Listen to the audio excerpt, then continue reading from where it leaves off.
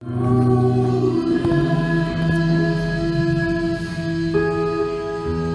que vive, el que reina por siempre, sea el honor, sea la gloria. Para Él sea la exaltación de un corazón que está traspasado por su amor, de un corazón que está maravillado ante su grandeza, un corazón que está supremamente admirado contigo. Corazón, Señor amado, que corre tras ti cada día. Corazón que clama por el amado de su alma, por el amado de su corazón. Un clamor permanente por beber de ti, por verte, por escucharte, por palparte, por conocerte, porque esta es la vida eterna, Señor. Cuánto agradecemos, Padre, que nos dé la oportunidad de esta hermosa mañana estar reunidos en tu nombre y de poder permanecer, Señor. Es no solamente, Señor, ser oidores, sino de que entendamos, Señor, que tú estás plantando tu palabra viva en nuestro corazón. Y cada día nos estás haciendo más como tú, para la gloria de tu nombre, Señor. Gracias por amarnos, gracias por tu misericordia, gracias por tu bondad eterna, gracias por tu fidelidad que no ha cesado de ser. Gracias, Señor, gracias por tus muchas misericordias que cada mañana se hacen nuevas, Señor.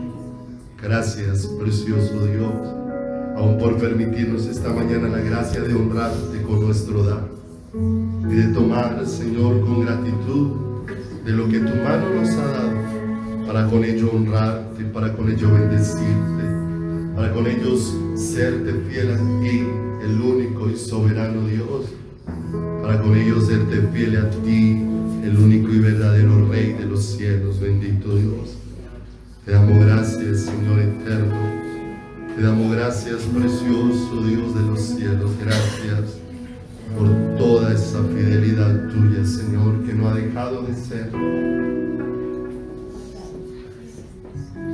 que no ha cesado, Señor. Gracias por bendecirnos, Señor, en esta hermosa mañana. Gracias por todas las cosas que vas a hablar a nuestro corazón en esta mañana.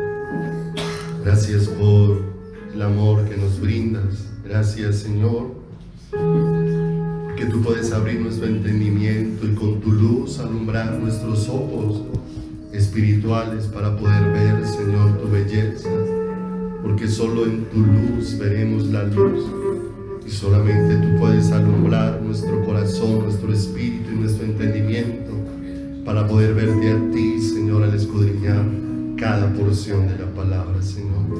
Te damos gracias y te bendecimos en esta hermosa mañana con toda la gratitud de nuestro corazón. Gracias.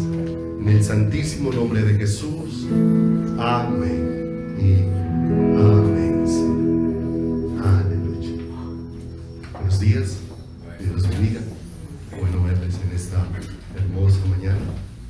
Son bienvenidos. Nos alegramos de reunirnos en el precioso, glorioso nombre de el Señor Jesús, dándole gracias porque una de las cosas que el Señor va haciendo en nuestras vidas es llevándonos a permanecer y llevándonos a perseverar en Él.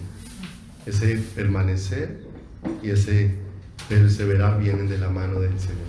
Dios es el que hace que en nosotros esté el querer como el hacer de su buena voluntad. Que Dios nos haga sensible a ese querer y ese hacer que Él va plantando en nuestros corazones, porque no hay otra fuente que pueda llenar nuestro corazón y nuestra vida. Acompáñenme ya al Salmo 21 mientras lo busca. ¿Qué tal si saludas un momento al que tienes ahí al lado y le dices bienvenido, me alegra verte esta mañana? Que el Altísimo bendiga tu vida y tu corazón esta mañana.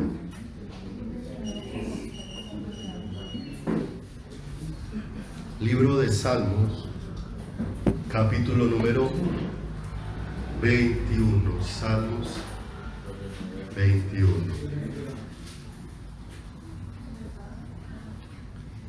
Vamos a leer del versículo número 1 al 7, para que me puedas acompañar. Dice, Salmo 21:1, el Rey se alegra en tu poder, oh Jehová, y en tu salvación. ¿Cómo dice ahí? Ahí tiene una exclamación. Ahí no está hablando de cualquier voz, no está hablando de cualquier alegría. Y en tu salvación, ¿cómo se goza? Una exclamación muy profunda. Le has concedido el deseo de su corazón y no le negaste la petición de sus labios, porque le has salido al encuentro con bendiciones de bien. Corona de oro fino has puesto sobre su cabeza. Vida te demandó y se la diste, largura de días, eternamente y para siempre. Grande es su gloria en tu salvación. Honra y majestad has puesto sobre él, porque lo has bendecido para siempre. Lo llenaste de alegría con tu presencia, por cuanto el Rey confía en el Señor y en la misericordia del Altísimo no será conmovido. Amén.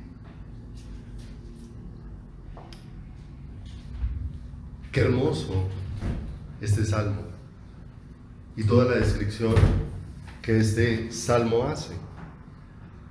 Y ciertamente nos permite ver este salmo un hallazgo muy valioso del corazón de David, un ancla donde su corazón se ha aferrado a lo verdaderamente seguro, donde debe descansar toda nuestra confianza.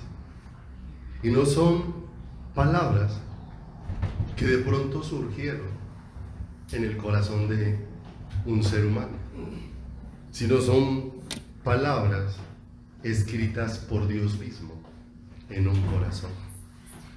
Y es lo que nosotros anhelamos cada día, que sea el Señor el que escriba en cada uno de nosotros cosas tan profundas como las que escribió y expresó aquí el rey David, guiado por el Espíritu Santo, evidenciando el gran tesoro que había encontrado, un hallazgo que es muy escaso en los tiempos de hoy, porque se buscan muchas cosas aún dentro de la iglesia del Señor, pero muchas veces no se está buscando al Señor. Y aún la palabra de Dios dice que a veces erramos en el camino, porque muchas veces terminamos dándole más culto y más honra a las criaturas antes que al Creador, el cual es bendito por los siglos, dice la Escritura. Pero David ha tenido una luz maravillosa de parte del Señor, que lo ha llevado a encontrar cuál es la verdadera razón de su alegría y cuál es el sumo gozo de su corazón, como dice ahí en el verso 1. Si me lo pones por favor, Camila, el Salmo 21, en el versículo número 1. Y empieza esa porción refiriéndose a David mismo, porque empieza diciendo el rey, pero ese rey ahí aparece con una letra minúscula para evidenciar cómo David está siendo ubicado en el contexto correcto de su vida y en el contexto correcto de su corazón, para entender que la posición que él ahora tiene fue una posición que fue elección de Dios y no elección del rey. Por lo tanto, es algo de lo que él no se puede ufanar, enorgullecer, y crecerse en su corazón, sino que él desde su posición está haciendo algo, humillarse delante de Dios, ¿cierto? Porque a veces nos va pasando algo a los seres humanos, y es que los seres humanos consideramos que hay una gran necesidad de Dios en nuestro corazón y en nuestra vida cuando las cosas van muy mal, cuando de pronto estamos llenos de adversidades y aparecen muchas dificultades. Entonces consideramos que ahí hay una gran necesidad de Dios, y cuando vemos que todas las cosas empiezan a ponerse en orden y a salir bien, como empezamos a considerar que ya como que no tengo tanta necesidad de Dios porque todas las cosas están saliendo bien. O sea, que yo voy considerando un gran error en mi corazón, y es que voy pensando que mi necesidad de Dios es de acuerdo a mis problemas. Si tengo muchos problemas, tengo que buscar mucho a Dios. Si me está yendo bien, busco muy poco a Dios. Entonces consideramos eso. Casi siempre el mayor peligro lo corremos cuando todo nos está saliendo bien, y lo corremos ahí porque nos empezamos a confiar, dejamos de depender de Dios y empezamos a ir poniendo nuestra seguridad en las buenas cosas que están saliendo, en las buenas situaciones que están apareciendo dentro de nuestro caminar y dentro de nuestra vida. Por eso muchas veces Dios tiene que ir dirigiendo y guiando nuestras vidas, porque aún el Señor le habló a una iglesia en Apocalipsis y le habló de cómo ellos, por su buena condición en muchas áreas, habían terminado teniendo un gran desprecio en su corazón hacia el Señor. Porque una de esas iglesias dice: yo soy rica y me he enriquecido y de ninguna cosa tengo necesidad, ¿cierto? Ella considera que está bien, que está firme, y de pronto el Señor la mira y le dice: y es cuando más frágil estás, porque pusiste tu confianza en el lugar equivocado, en las cosas equivocadas, y no te has dado cuenta que eres pobre, desnuda, miserable, ¿cierto? O sea que has perdido la verdadera riqueza dentro de tu corazón y la verdadera riqueza dentro de tu vida y dentro de tu caminar. Aún por allá en la figura que el Señor pone en el libro de Oseas nos deja ver algo similar, porque cuando habla de la esposa de Oseas, Gomer, hay una porción de la escritura donde dice: y ella no reconoció que yo le daba el trigo, el vino y el aceite, y que le multipliqué la plata y el oro que ofrecía Nabal. No se daba cuenta que todo ese bien aún había venido de Dios, para que por causa de ese bien cayeran, eran postrados delante del Señor.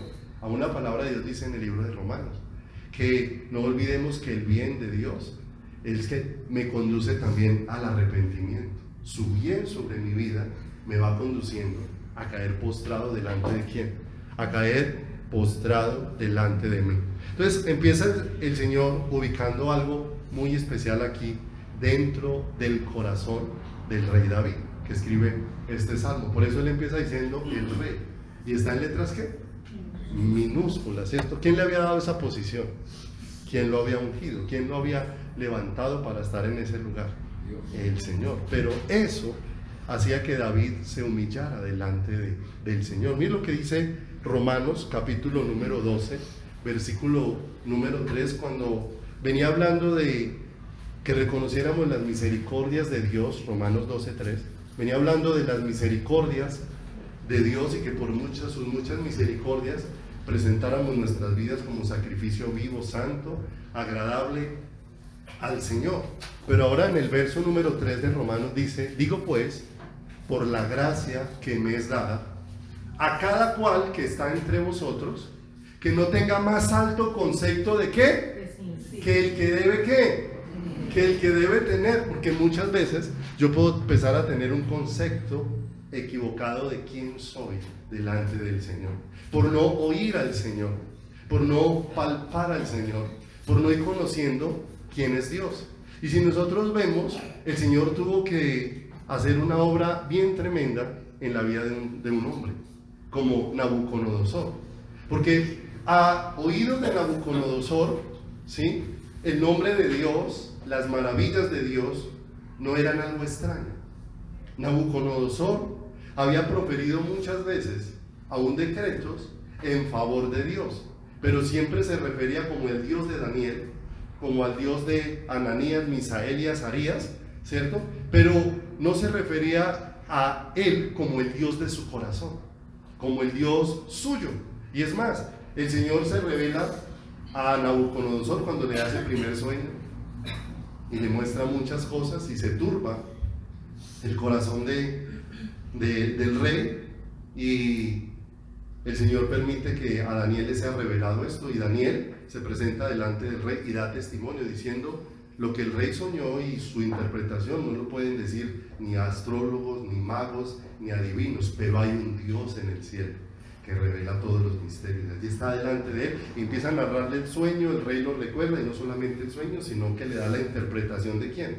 Del sueño, una manifestación gloriosa del Señor. Después ha visto eso Nabucodonosor, pero una cosa es ver maravillas y otra cosa es ver al Señor y reconocer al Señor dentro del corazón, porque después le da una necedad, es levantarse una torre, una estatua, y establecer un edicto donde el que no se doblegara frente a esa estatua iba a ser lanzado a un horno de fuego.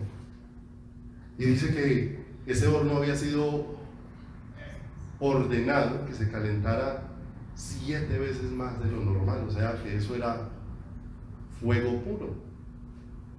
Y de pronto aparecen estos 3 hombres a los que él le había puesto un sobrenombre: Sadrach, Mesach y Abednego, sus nombres originales, Ananías, Misael y Azarías.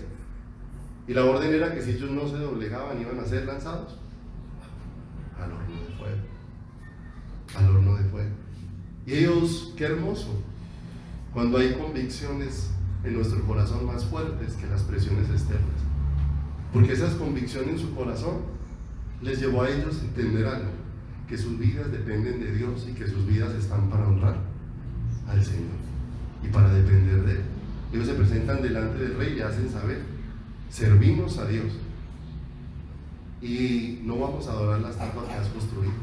Sepa, oh rey Nabucodonosor, que al Dios al que le servimos es poderoso para librarnos de tu mano. ¿Conocían que Dios era poderoso? Amén. Pero conociendo lo poderoso que es Dios, ellos también conocían que Dios es el que determina todas las cosas, porque le terminan diciendo a Nabucodonosor: Dios puede librarnos de tu mano, pero si así no fuere, o sea, si Dios decidiera no librarnos, Él tiene todo el poder de hacerlo, pero si decidiera no hacerlo, igual le pertenecemos ¿a quién? Al Señor. Y frente a eso fueron lanzados al horno de fuego, y dice la escritura que los que lo lanzaron se quemaron. ¿Cómo estaría ardiendo? Y ahora Nabucodonosor mira hacia adentro del horno y está asombrado, porque no es posible que una persona sea echada en un horno ardiendo de la manera que está ardiendo y esa persona siga allá que viva. Y es no solamente da eso, sino que exclama: no fueron 3 los que fueron lanzados, yo veo 4, y el cuarto tiene como la semejanza de los dioses, como la semejanza de Dios. Y ve ese escenario y ve cómo esos 3 hombres salen del horno de fuego intactos. Un testimonio glorioso. Es que a Nabucodonosor nadie se lo contó.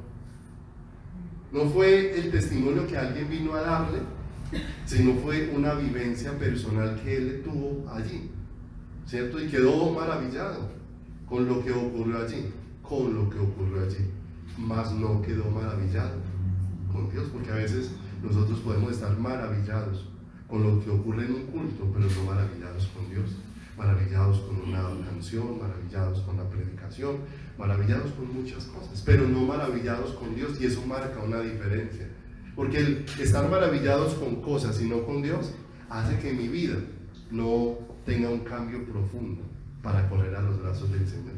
Es una vida que depende de actividades. Cuando hay esta actividad, como que mi vida es diferente, se acabó la actividad, mi vida vuelve a lo corriente, a lo normal. Pero cuando empezamos a ver a Dios, ¿cierto? Entonces ya tu vida no depende de una actividad. Si en esa actividad se manifiesta a Dios, disfrutas a Dios, pero cuando no hay actividad tienes la capacidad de poder seguir disfrutando de Dios, porque Dios está en todo lugar. A veces disfrutamos muy poco de Dios, porque la consideración nuestra es: que como hemos leído que Dios se manifiesta en medio de la alabanza de su pueblo, entonces consideramos que el único lugar o el único momento en que puedo disfrutar de la presencia de Dios es cuando hay alabanza, y si no hay alabanza entonces no puedo disfrutar de la presencia de Dios. Cuando la puedo disfrutar en todo lugar, en los lugares menos pensados, es donde Dios se puede revelar y hablarme de las maneras más profundas a mi corazón y a mi vida, porque Dios no tiene una única forma de hablar, no tiene una única forma de expresarse, como dice el libro de Hebreos a comenzar, que Dios ha hablado de muchas formas y de muchas maneras, y nosotros vemos que todo el mismo mensaje Dios lo ha transmitido en toda su palabra, en toda la escritura, ¿cierto? Y ha utilizado diferentes formas, diferentes historias, diferentes circunstancias para con todas enviarnos el mismo mensaje, que nos ama y que nos quiere tener junto a Él. Y con todas nos ha enviado el mismo mensaje, que lo que desea es que nosotros le amemos a Él con todo nuestro corazón, a causa de ese amor que nos ha enviado. Así que lo que ha palpado Nabucodonosor acerca de Dios no es lo que le han contado, ha estado muy cercano de lo que Dios ha hecho, pero no muy cercano al Señor. Finalmente viene una advertencia de Dios. Un año antes el rey nuevamente tiene un sueño donde ve cómo había un árbol frondoso, donde todas las aves nidaban, el árbol le daba sombra a todo. Y dice que de pronto sobre ese árbol vino una gran roca y lo tumbó y quedó solo la raíz y un pedacito de tronco ahí. Y de pronto Daniel viene y le dice: ese gran árbol eres tú. Dios te ha puesto en un lugar, te ha permitido una gloria, pero es necesario que te arrepientas, que busques a Dios, que te vuelvas al Señor. Y pasó un año y esos pensamientos no estuvieron en el corazón de Nabucodonosor, sino que una mañana, levantado y asomado por su ventana, contempló todo lo que había. Aún había construido como una especie de mirador, sería como una torre muy grande, que era considerada como una de las 7 maravillas del mundo antiguo, que llamaban los jardines colgantes de Babilonia. Lo había construido y mirando toda esa hermosura, eso era regado por agua, tenía unos canales impresionantes. Los que miraban eso se maravillaban de ver lo que había hecho, y él se levanta y mira todo eso, y su expresión es: todo esto es lo que yo he creado para mi gloria, con la fuerza de mi poder, para la gloria de mi majestad. ¿En qué se parece ese rey al rey que está hablando en el Salmo 21? ¿Cierto? Ese otro rey está así pequeñito, diciendo: lo que tú me has dado, lo único que puede producir en mí es una humillación delante de ti. Pero este hombre no ha entendido lo más lindo, que es humillarse delante de ¿quién? Delante de Dios. Y había dado un decreto. Después de que salieron los 3 del horno, él decretó, dio un decreto en Babilonia de que se honrara al Dios de Sadrach, Mesach y Abednego. Un decreto, miren aún lo que había ordenado, pero él mismo en su corazón no tenía esa disposición para con el Señor. Qué rey diferente, qué hombre con una actitud diferente, qué hombre con una soberbia, una arrogancia, una altivez, una autosuficiencia en su corazón, que no le permitía reconocer quién era verdaderamente Dios en su camino, hasta que Dios tuvo que cogerlo del pedestal donde estaba y llevarlo a un muladar, ¿cierto? Llevarlo de donde estaba en su gloria, quitarle toda esa gloria para que él pudiera reconocer en su corazón. Vaya conmigo, por favor, a Daniel.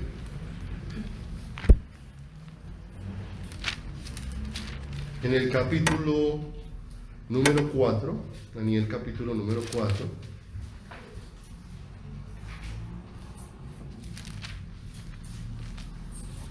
versículo número 29.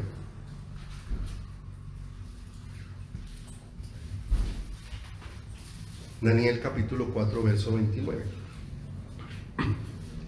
Dice la palabra: al cabo de 12 meses, paseando en el palacio real de Babilonia, habló el rey y dijo: ¿No es esta la gran Babilonia que yo edifiqué para casa real con la fuerza de mi poder y para la gloria de mi majestad? ¿Quién le había dado esa posición? Dios. La escritura dice, Él es el que pone reyes, Él es el que quita reyes. Dios es el que lo había levantado, y aún Dios lo había levantado para tratar con Israel. Y dice el verso número 31, aún estaba la palabra en la boca del rey cuando vino una voz del cielo: a ti se te dice, rey Nabucodonosor, el reino ha sido quitado de ti, y de entre los hombres te arrojarán, y con las bestias del campo será tu habitación, y como a los bueyes te apacentarán, y 7 tiempos pasarán sobre ti, hasta que reconozcas que el Altísimo tiene el dominio en el reino de los hombres y lo da a quien Él.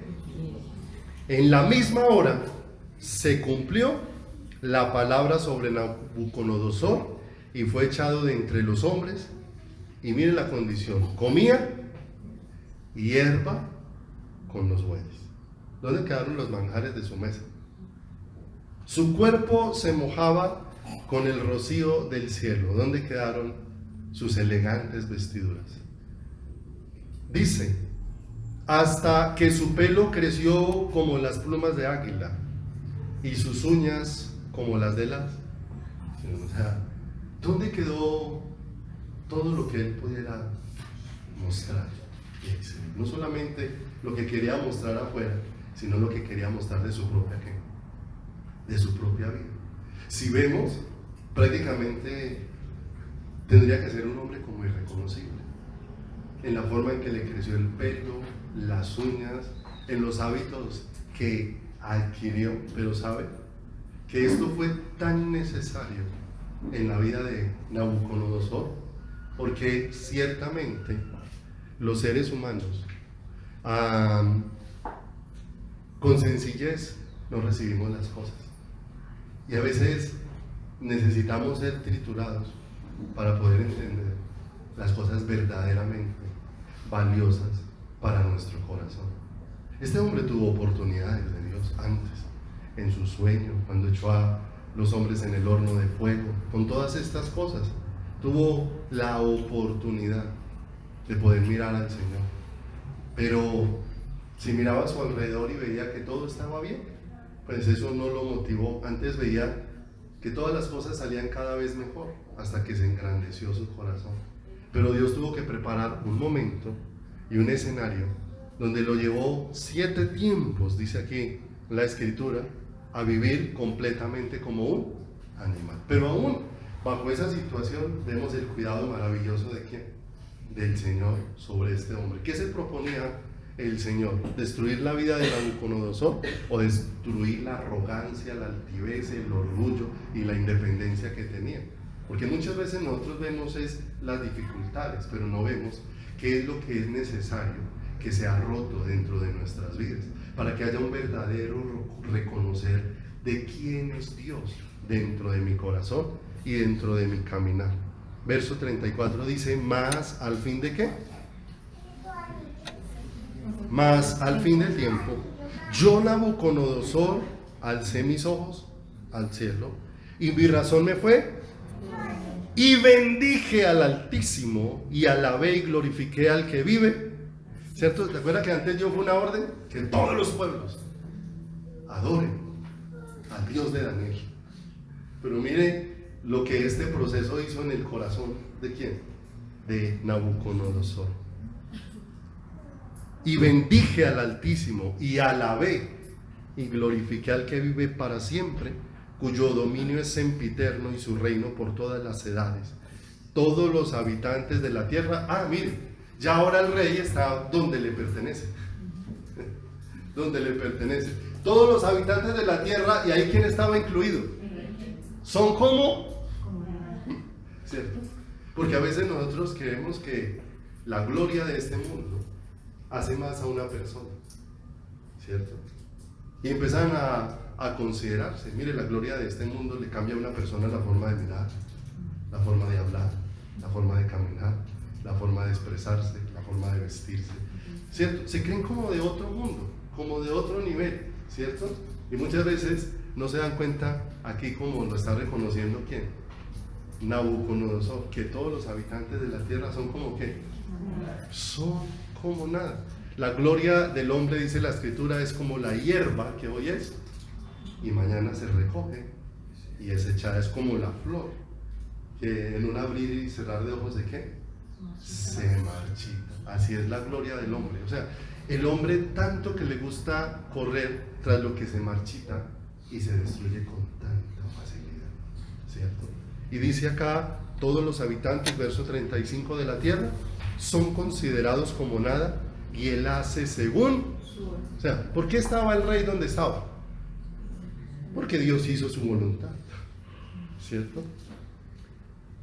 Hace según su voluntad en el ejército del cielo y en los habitantes de la tierra. Y no hay quien detenga su mano y quien le diga, ¿qué haces? En el mismo tiempo mi razón me fue y la majestad de mi reino, mi dignidad y mi grandeza volvieron a mí, y mis gobernadores y mis consejeros me buscaron y fui restablecido en mi reino y mayor grandeza me fue. ¿Sí o no? Pero mire lo hermoso, Dios le añadió, pero le añadió, y entre más Dios le añadió, más este hombre empezó a humillarse. Mire cómo es el principio, entre más Dios te añade, más debiéramos humillarnos delante del Señor. Verso 37, ahora yo, ya no está dando una orden, ya no está dando un decreto, ya no está diciéndole a otros, ¿cierto? Como a veces se encuentra uno con muchos hermanos, pastor, tan rico que mi hijo fuera a la iglesia y buscara de Dios. Es que yo quiero que mi hijo esté en la iglesia. Y la pregunta es, ¿y usted por qué no quiere buscar de Dios? ¿A usted le parece muy bonito que su hijo busque de Dios? Estaba como Nabucodonosor, que todos alaben al Señor, ¿sí o no? Qué rico que mis hijos busquen de Dios para que vayan por el buen camino. Pero él como padre no quiere buscar a quién, no quiere buscar al Señor. Por eso muchas veces Dios tiene que hacer un trato para aprender cosas profundas de Él. Muchas veces se requieren tratos profundos dentro de nuestro corazón, porque ciertamente la terquedad y la necedad y la obstinación de nuestro corazón hace que nosotros por las buenas no entendamos, con facilidad no entendamos. Dice aquí, ahora yo, Nabucodonosor, ¿sí o no? Mire, ¿cómo vivió los últimos años de su reinado Nabucodonosor? De acuerdo a este testimonio, antes estaba viviendo para su gloria y ahora cambió.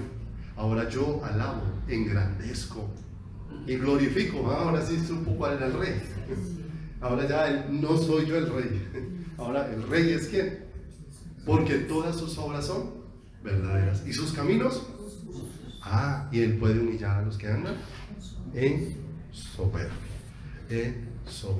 Es muy difícil que una persona vestida de esplendor y de la gloria de este mundo entienda con facilidad la necesidad que tiene de Dios en su corazón. Ahora, nosotros pensamos en este hombre y pudiéramos decir todos, claro, pero es que Nabucodonosor no era creyente, él no era cristiano.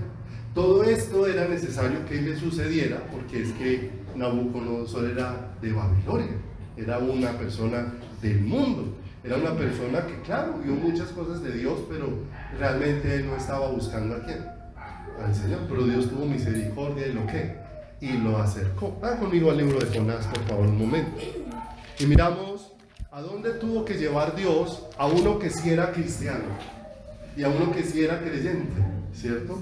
Porque el hecho de que seamos creyentes no significa que conozcamos todo, y que muchas veces las lecciones más hermosas de Dios la hemos aprendido siendo pasados por el fuego más difícil dentro de nuestro caminar. Las mejores cosas que han sido plantadas de Dios en nuestro corazón fueron plantadas en los momentos más difíciles de nuestro caminar y de nuestra vida, porque en todos ellos Dios va orientando el corazón de la iglesia y lo va llevando a que la iglesia pueda decir dónde está su verdadero gozo y su verdadera ¿qué? Alegría, ¿cierto? Todos nosotros pensamos de la siguiente manera. ¿Cuántos aman estar con el Señor? Y de seguro que la iglesia va a decir amén. ¿Cuántos anhelan estar en los brazos de Dios? Amén. ¿Cuántos quieren ver a Dios cara a cara? Amén. Entonces, ¿qué tal que te dijera, bueno, si quieres ver a Dios cara a cara, te vas a morir en un ratito? Ay, no, pero es que yo ya no quiero. Lo último que quiero es la muerte. ¿Sabe que para nosotros los creyentes, el mejor momento de nuestra vida debiera de ser el de morirnos? Y con eso no le estoy diciendo que se vaya deseando morirse, ni que empiece a buscar la muerte, no. Lo que le estoy diciendo es dónde está el corazón. Porque es que en el momento en que nosotros morimos, ¿sí? En un parpadeo vamos a estar ¿dónde? Si somos salvos, vamos a ver al Señor tal y como es. ¿Sí? Entonces, ¿cómo debiera ser la muerte y la expectativa de la muerte para alguien que ama a Dios con todo su corazón? El mejor momento. Por ahí Camilo me había dicho hace poquito una frase que decía que cuando uno nace llorando y los que están alrededor están felices, ¿sí o no? Pero que cuando uno muere, los que están alrededor están llorando y uno que se fue con el Señor está feliz. Y esa es una realidad. El mejor momento para cada uno de nosotros debiera ser el momento de nuestra partida, porque vamos a pasar a ver a Dios como jamás lo hemos visto. Hemos tenido aquí luz, hemos tenido experiencias con Dios, pero lo que vamos a vivir allá con el Señor no se compara en nada. Pero lo que más le oímos es a ese ¿qué? A ese momento. Dice la escritura en el verso número 9 del capítulo 2 de Jonás. Mire esta expresión tan hermosa. Mire esta expresión tan hermosa.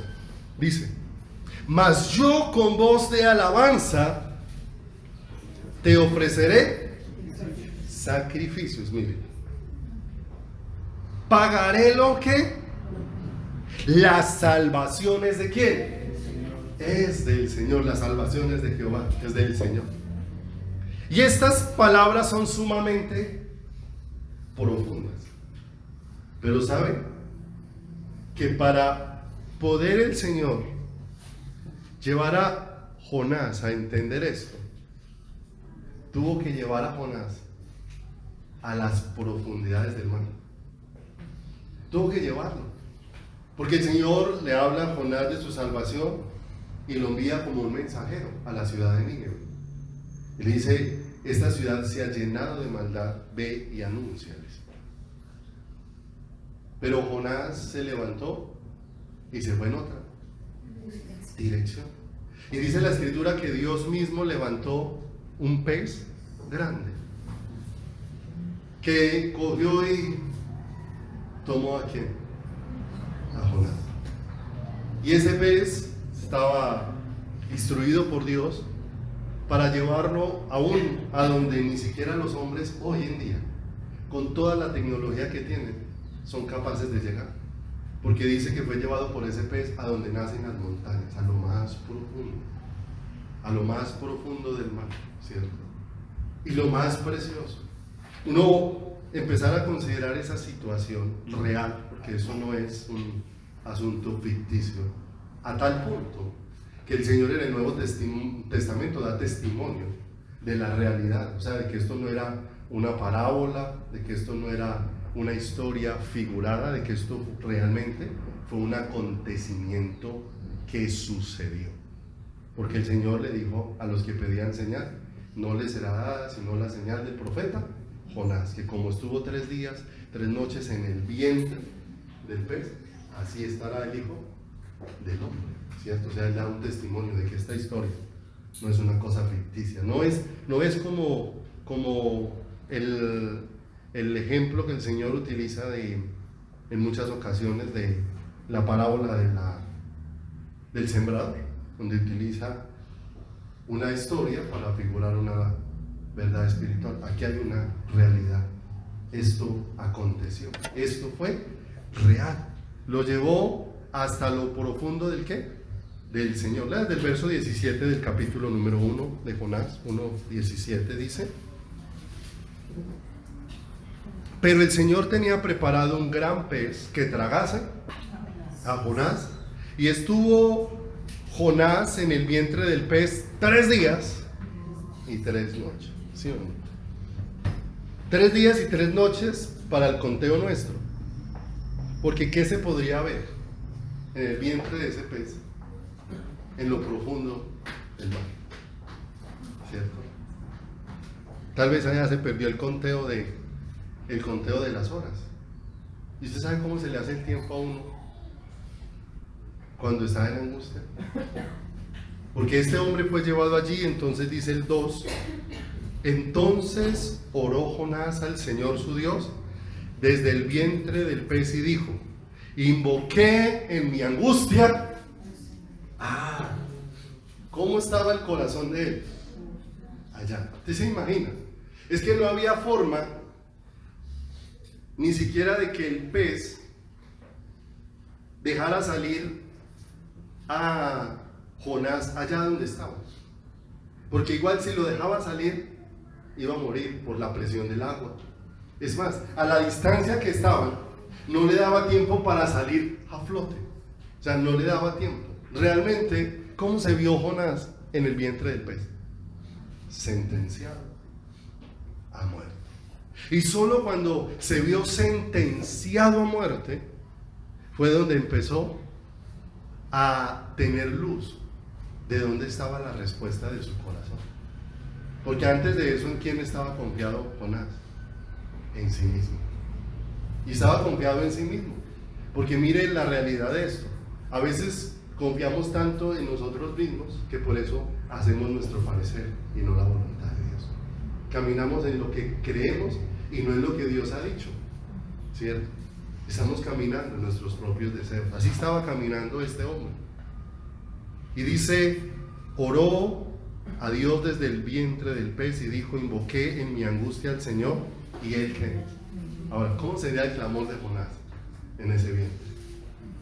¿Cómo sería su clamor, su ruego, sus lágrimas?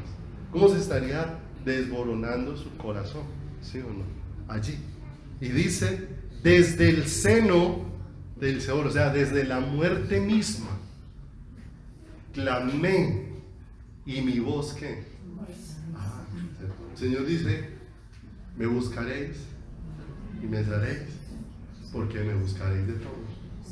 Esta situación colocó a Jonás en la condición correcta para clamar a Dios con todo su corazón. Me echaste a lo profundo, en medio de los mares, y me rodeó la corriente, todas tus ondas y tus olas pasaron sobre mí. Entonces dije: desechado soy de delante de tus ojos, mas aún veré tu santo templo. Las aguas me rodearon hasta el alma, rodeóme el abismo, el alga se enredó en mi cabeza. Descendí a los cimientos de los montes, la tierra echó sus cerrojos sobre mí para siempre, mas tú sacaste mi vida de la sepultura. Oh Señor y Dios, ¿qué? Pero mire lo hermoso, ¿qué estaba encontrando Jonás en aquella situación tan difícil? Al Señor. Era el que estaba encontrando. Porque hasta donde vamos a ver, cuando él está diciendo que va a alabar al Señor con todas sus fuerzas y le va a ofrecer sacrificios y que la salvación es del Señor, el pez todavía está de abajo y el Señor no le ha dicho a Jonás que va a salir de allá. Pero ahora Jonás está encontrando algo, que aunque está en las mismas profundidades de la tierra, allá está encontrando que la realidad de su vida tiene que ser el Señor, y únicamente el Señor. Verso 8, mire lo que empieza a reflexionar. ¿Qué estaba siguiendo Nabucodonosor? Lo que dice ahí, en ese verso número 8. Vanidades ilusorias, ¿cierto? Los que siguen vanidad ilusoria, su misericordia, mas yo con voz de alabanza te ofreceré sacrificios, pagaré lo que prometí. La salvación es de quién? Es de él, Señor. Mire hasta dónde lo tuvo que llevar el Señor para que Jonás aprendiera esta verdad, que la salvación es de quién. ¿Cuántas personas habían llorando por Jonás? ¿Cuánta alabanza? ¿Cuánta música? ¿Quién intervino ahí? Solo el Señor. Ahí se manifestó el poder de Dios en todas las áreas, ¿sí o no? En todas las áreas. No sabemos cómo, pero de alguna manera Dios le proveyó el oxígeno. Es más, tal vez Dios lo pudo haber colocado como los bebés en el vientre, que los bebés en el vientre respiran a través del líquido amniótico, ¿cierto? Apenas usan sus pulmones por primera vez cuando acaban de nacer. Y mire cómo aún Dios es tan extraordinario en la forma en cómo diseñó el parto, porque la forma estrecha en cómo sale el bebé hace que esa estrechez haga que todo ese líquido sea expulsado por el bebé para que los pulmones puedan empezar a funcionar. O sea, todo lo hace Dios con un detalle sublime, extraordinario. Así que Dios lo estaba sosteniendo. La presión, sabe que la presión allá tan abajo pudiera hacer que ese cuerpo fuera como una bomba, que se estallara el cuerpo.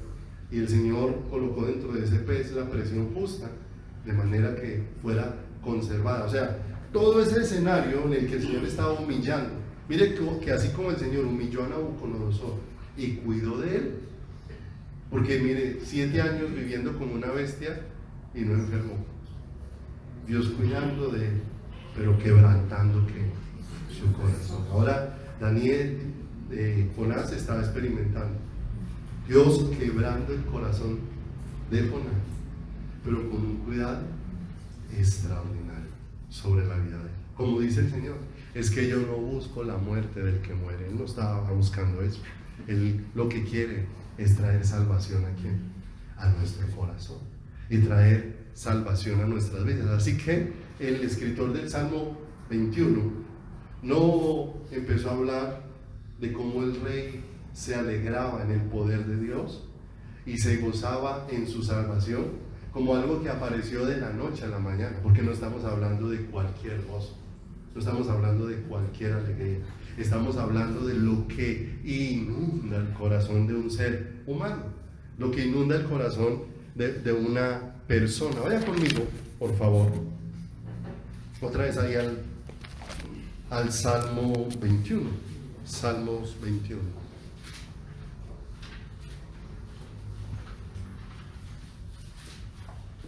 Entonces vemos cómo el Señor tuvo que llevar a una persona que sí era creyente, como Jonás, a una situación muy crítica para poderle llevar a entender cosas que no se aprenden de otra manera.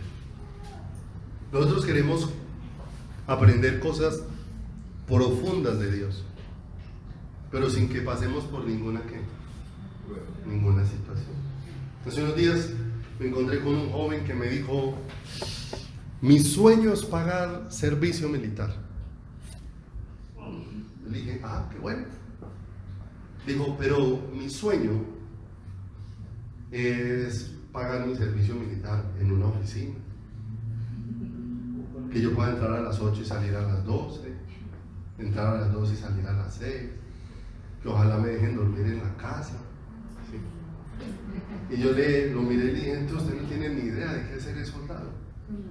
¿Sí o no? Porque ¿qué tan preparado va a estar un soldado para la milicia si jamás estuvo en el monte? Si jamás escuchó la diana, ¿cierto? Si jamás lo mandaron de prueba. Hay no recuerdo bien si alguno lo recuerda. Creo que hay un área en un batallón de Colombia que ahora lo escuché hace poquito en un programa, que tiene un área donde entrenan a los soldados. y los mandan monte adentro, pero ahí no van a tener el enemigo, solamente es monte adentro. Les dan unas raciones y tienen que vivir cierto tiempo allá, con esas raciones a la intemperie, como si estuvieran en el campo de batalla, pero solamente es como un simulador. Y es donde los entrenan. Y muchos ahí, en ese simulador, sacan la maleta, ¿cierto? Porque les enseñan ahí donde aprenden a vivir con una pequeña ración. Cuando tienen todo eso, es donde empiezan a valorar todo lo que no tenían. Pero un soldado de oficina que jamás ha estado en entrenamiento, ¿qué útil podría ser en la milicia? ¿Cierto? Es más, si se va a la milicia, sería la primer baja, sería el primero que dieran de baja, porque no tiene ni idea de dónde está, ¿cierto? Y por eso muchos cristianos, pudiéramos decirlo, son dados de baja, en muchas ocasiones. Y dados de baja, porque nosotros creemos que ser cristiano es un viaje a Cancún, con hotel 5 estrellas, con buffet, ¿cierto? Con meseros que lo atiendan, con días en la playa, con montada en lancha, ¿sí o no? ¿Sí? Y apenas llega la vida cristiana y se va a dar cuenta que Dios, para hablarte al corazón, va a tener que despojarte de todo aquello en lo que tú y yo hemos puesto la confianza, y que muchas veces va a tener que colocarnos entre la espada y la pared en muchas situaciones para poder enseñarnos cosas de su corazón. Entonces muchos desertan porque esa no es la vida que estaban pensando, y muchas veces queremos mucho de Dios sin que nuestro corazón sea tratado, ni que sea despojado de todas aquellas cosas que nos hacen daño. Ahora miremos la vida de un hombre como el rey David, porque tú y yo pudiéramos estar ahí sentados pensando que nos tocó la peor vida y nos pudiéramos lamentar, ¿cierto? Hoy en día los jovencitos tienen la posibilidad de tener como una mejor vida, si lo pudiéramos así decir, entre comillas, por lo menos porque se les brindan muchas ocasiones. Muchos de los que son mayores aquí tal vez dirán: yo nunca recibí un abrazo de mi papá, porque los papás de antes nunca abrazaban, ¿cierto? Las esposas de antes pudieran decir: es que mi esposo nunca me dijo ni siquiera una palabra bonita, ¿cierto? Lo único que decía era que llegaban más a almorzar, que había más trabajo en la obra, ¿sí o no? Entonces cualquiera de sus, si yo le preguntara a mi abuelita, de seguro que mi abuelita pudiera decir: ¡ja! ¿Sí o no? Tal vez no me acuerdo nunca que mi esposo me hubiera dicho algo así. Entonces venimos como con todas esas situaciones. Es más, muchos pudieron haber crecido sin juguetes, hubieran podido carecer, ¿cierto? Las caricias de los papás de antes eran unas cuéteras terribles, ¿cierto? Muchas veces dejaban casi a los hijos de muerte con esos castigos infrahumanos que se presentaban. Y entonces alguno pudiera decir: Señor pastor, pero es que acá yo puedo ser feliz con todo lo que me ha tocado vivir, con todo el sufrimiento, con todo lo que yo he vivido, ¿sí? Yo esperaba todo el cariño que le brindé a mis hijos para que me dieran la espalda, para que pues me dejaran solo y abandonado. Y el que escribió el Salmo 21 fue el rey David. ¿Y cómo empieza diciendo el verso 1? El rey se alegra en tu poder, oh Jehová, y en tu salvación cómo se goza. ¿Usted ve un hombre ahí lleno de amargura? Ahí ve un hombre disgustado con la vida, enojado. ¿Cómo lo ve? ¿Sí o no? Ahí está hablando de cosas muy profundas y muy sublimes. Y si uno hace un pequeño resumen de la vida de David, la vida de David fue una vida acompañada de muchas tristezas, y fue una vida acompañada de muchas crisis. Como niño, normalmente en las familias casi el hijo menor era el que se volvía como el consentido por ser el menor. David era el menor de 8 y no era el consentido, más bien era como el que era hecho a un lado. Cuando vinieron a Samuel a visitar la casa de Isaí para escoger el que Dios iba a ungir, tan en poco tenían a David que ni siquiera lo convocaron a esa cena. Trajeron los 7 hermanos y estaban ahí. Samuel iba a ungir uno de ellos y el Señor lo detuvo y le dijo: no mires lo alto de su estatura ni lo hermoso de su apariencia, porque el Señor no mira lo que mira el hombre, ¿cierto? ¿Tienes algún otro hijo? Dijo: sí, tengo un chino cuidando las ovejas. Mándelo llamar. Apenas llegó, dice la escritura que era pequeño, pero era rubio y hermoso. Y el Señor le dijo: ese es. ¿Sí o no? O sea, el que lo mandó llamar fue el Señor, ni siquiera su papá lo había tenido en cuenta para esa reunión. Y él pudiera decir: claro, yo era el relegado de mi familia, tengo de qué amargarme. Después era el mandadero. Tus hermanos están en el ejército de Saúl, son sus 3 hermanos mayores, están ahí como soldados, y él es el que lleva el porta, el mandadero, como decía don Eduardo el garitero, el que iba a llevar. Y en una de esas llevadas del almuerzo fue donde él se ofreció. ¿Cómo que este incircunciso está ofendiendo los escuadrones del Dios de Israel? ¿Cierto? Entonces los vemos que siempre estaba como que relegado. Como relegado.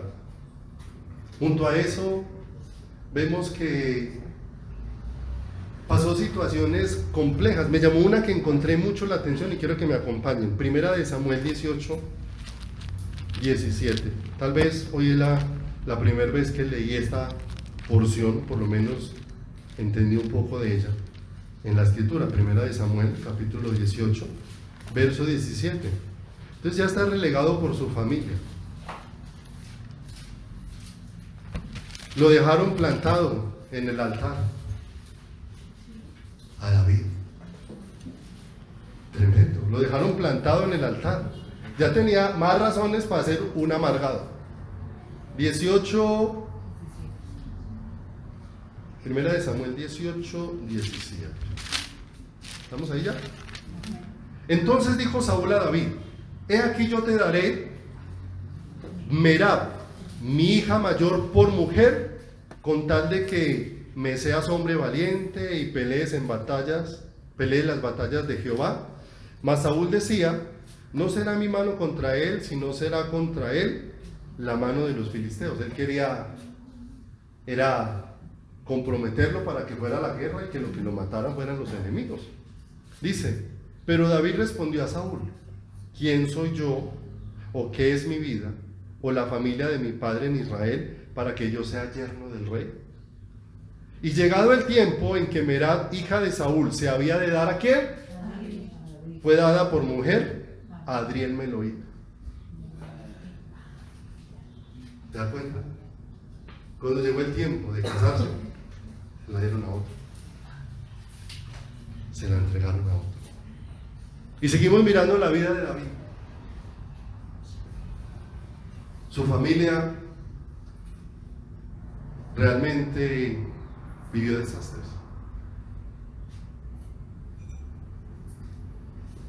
Uno de sus hijos, llamado Amnón, viola a una de sus hijas, llamada Tamar.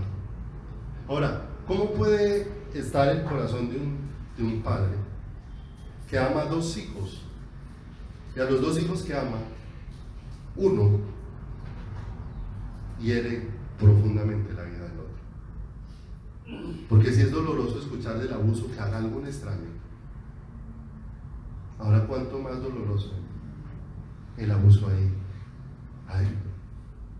Por causa de esa situación, otro de sus hijos, llamado Absalón, mató a Amnón.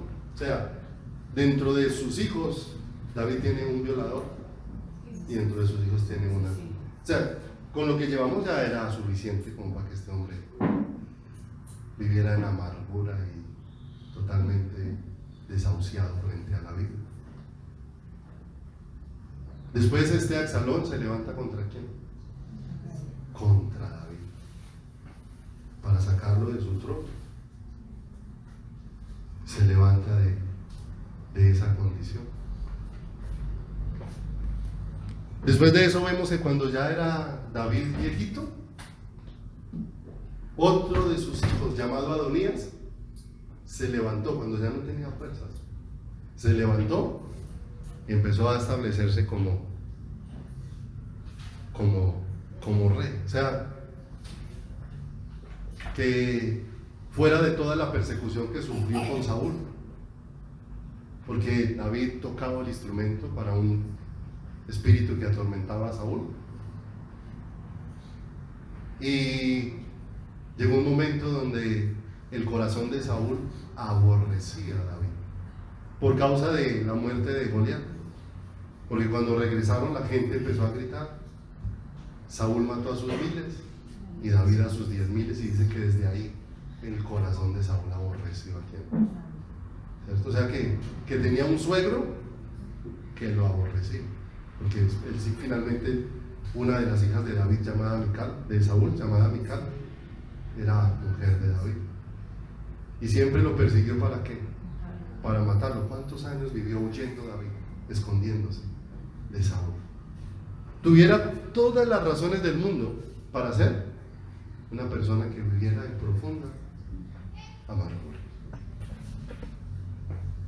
Vayan conmigo a Primera de Reyes 1. Miramos el postrero. Primera de Reyes 1:1.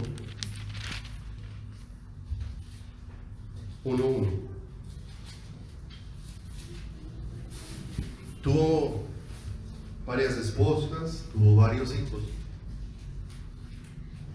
y ahora es un viejito que no está acompañado por su familia. Dice la escritura: cuando el rey David era viejo y avanzado en días, le cubrían de ropas, pero no se calentaba. Le dieron por tanto sus siervos. ¿Quién? Ahí no dice que sus hijos, que no fueron sus hijos los que vinieron a tener cuidado de David, o una de las muchas mujeres que tuvo. Fueron sus siervos cuando ya no se calentaba. Busquen para mi señor el rey una joven virgen, para que esté delante del rey y lo abrigue y duerma a su lado. No era una esposa, la labor de ella era darle calor, porque él no se calentaba. Y duerma a su lado y entrará en calor mi señor el rey. Y buscaron una joven hermosa por toda la tierra de Israel, y hallaron a Abisac, sunamita, y la trajeron al rey. Y la joven era hermosa, y ella abrigaba al rey y le servía, pero el rey nunca la ¿qué? Pero el rey nunca la conoció. Me pregunto, ¿tuvo suficientes razones David para vivir en amargura? Pero bendito sea el Señor, que todas estas situaciones lo que hicieron fue ensanchar el corazón de David para el Señor. Y ensancharlo de una manera tan profunda, para que él expresara lo que dice el Salmo 21:1. El rey se alegra en el poder ¿de quién? De Jehová. Y en su salvación ¿qué? ¿Cómo se goza? Mire lo tremendo. Y uno pudiera decir, pero ¿cómo? ¿Cómo todas esas situaciones van a hacer a un hombre feliz? Claro. Porque todas estas situaciones hicieron que todo aquello en lo que David se pudiera apoyar fuera quitado. De manera que David finalmente quedó con un solo apoyo: el Señor. Porque hoy, por causa de muchas de esas situaciones que salen bien, dejamos al Señor por correr tras ellas. ¿Sí o no? Uno encuentra esposos. ¿Por qué no te volviste a congregar? ¿Por qué no dejaste de buscar al Señor? No, es que mi esposa me dijo, o estoy con ella o estoy con el Señor. Me quedé con ella. ¿Sí o no? ¿Puede decir esto? Tiene un gozo temporal. ¿Cuántos han dejado al Señor por sus hijos? ¿Fue lo que le dijo el Señor a Eli? Has honrado más a tus hijos que a mí. ¿Sí? O sea, todo se le fue desbaratando. ¿A quién? A David. Para que el único apoyo de David fuera ¿quién? El Señor. Y me llama mucho la atención, vaya conmigo al Salmo 21. Vamos a terminar con él. Salmo 21.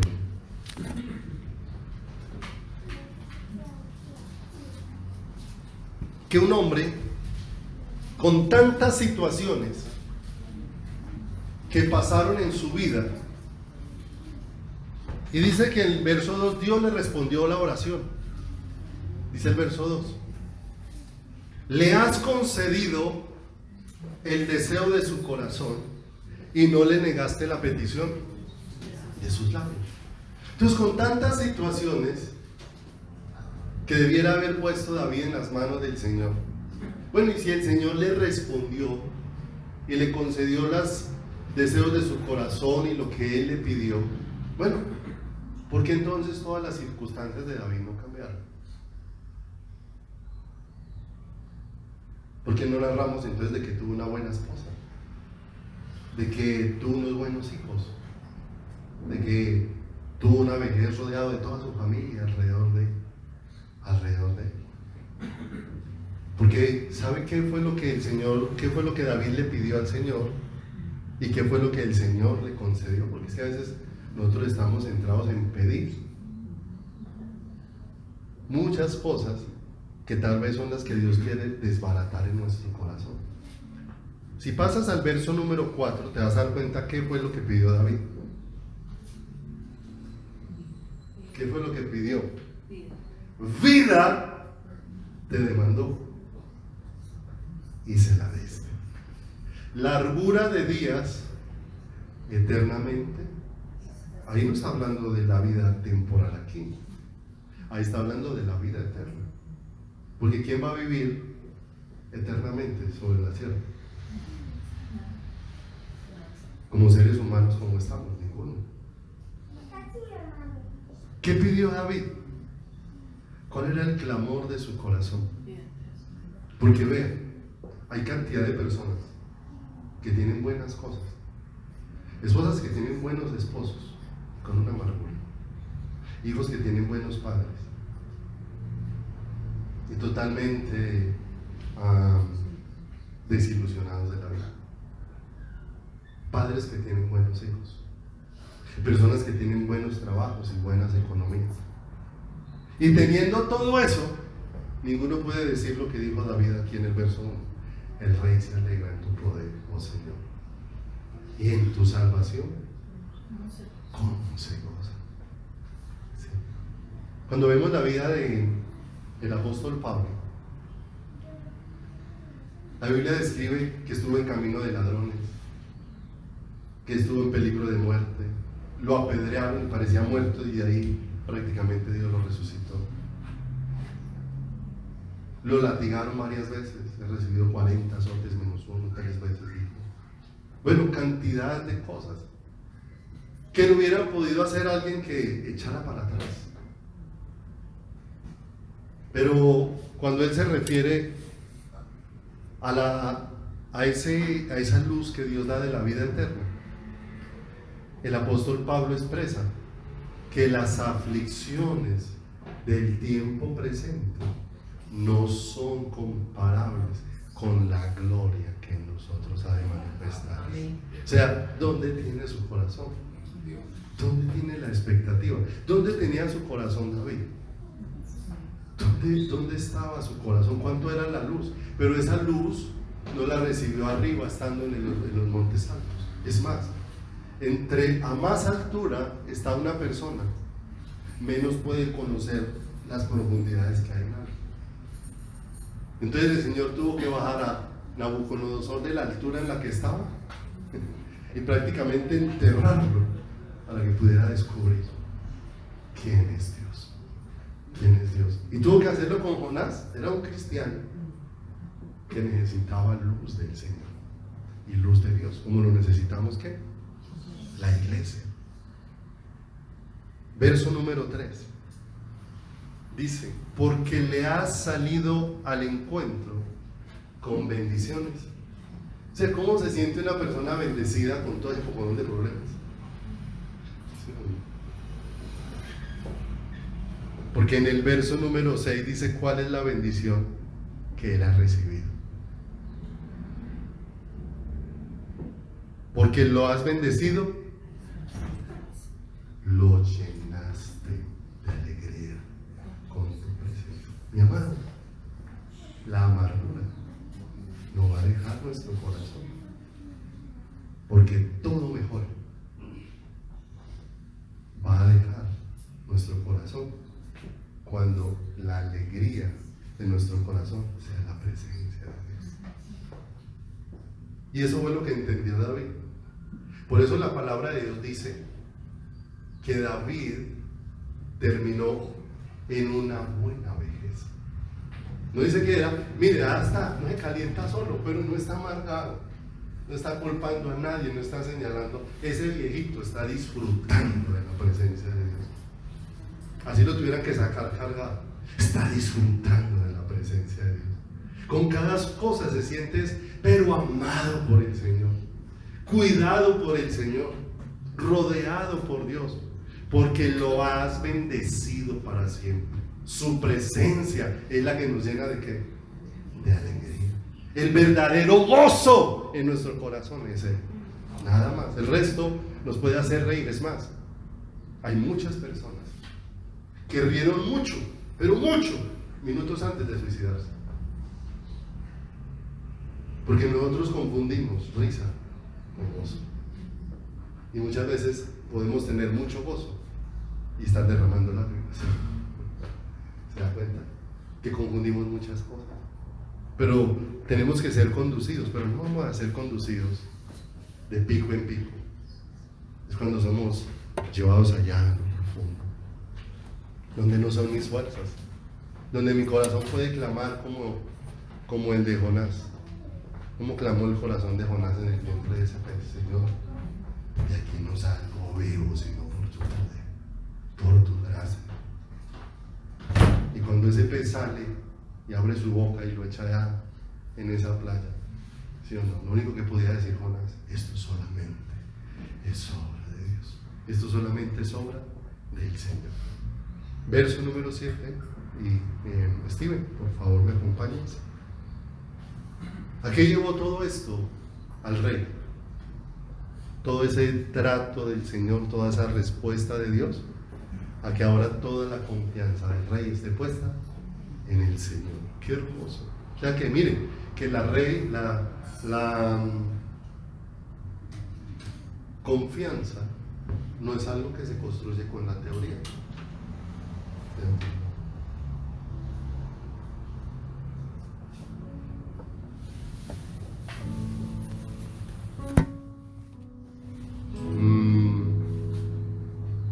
Hace unos años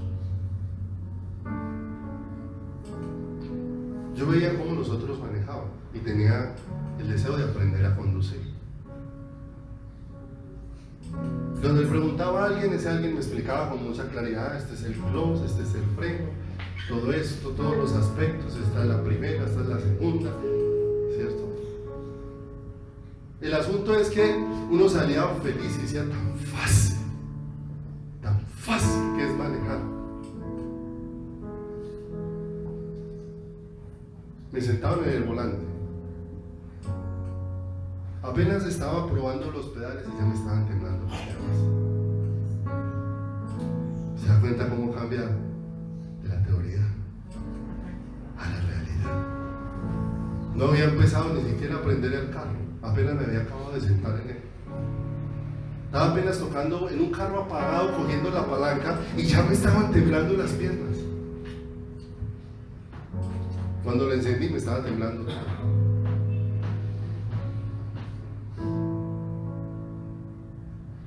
Un día sacamos el carro y me fui con mi esposa y con mi suegra al centro, porque ella sabía manejar. Y en todo lo planito, súper chévere, dimos la vuelta por el centro, nos devolvimos, y donde quedaba la Patria hay una subidita en el centro. Antes de llegar a la gobernación hay una subidita, ¿sí? Había un trancón de busetas y y se me paró el carro. Es que yo sabía aprenderlo, era en el plano, no en la subida. ¿Te imaginas que es uno con un carro atravesado? Me estaba temblando desde la coronilla de la cabeza hasta el dedo gordo, y 100 carros ahí para allá pitando y diciendo groserías. Por la gracia de Dios salimos de ahí. ¿Saben qué salimos? Yo asustado y los que iban conmigo diciendo: vaya, guarde ese carro, vaya, guarde ese carro, vaya, guarde ese carro. Porque pasar de la teoría a la práctica, ¿sí?